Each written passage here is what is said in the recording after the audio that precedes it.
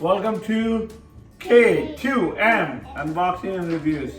So today we are going to open this Dyna-Glo premium 5-burner grill with side burner and rotisserie burner with natural gas. So this one actually has a natural gas instead of propane. So what I'm doing is now let's open it up. Let's see what it comes with, how many pieces are there, and then we'll see how long will it take to assemble this.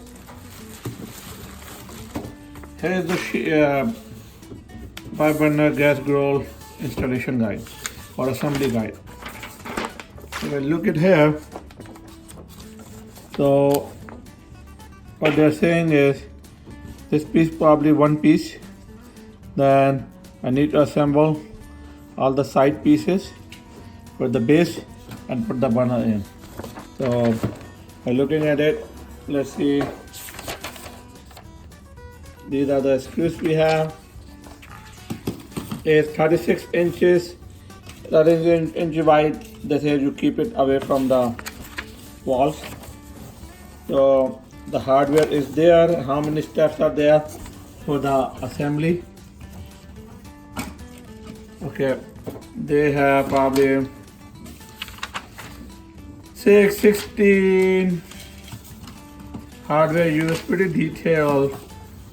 There are only 26 steps, so that's not bad.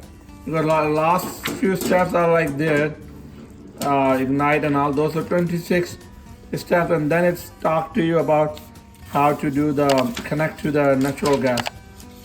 Then there are some operating instructions, card maintenance and all those.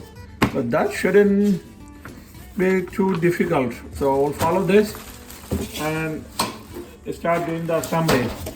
So guys, what we will do is we're gonna assemble this, at least take this out and then show you how the whole process goes and what the final product looks like.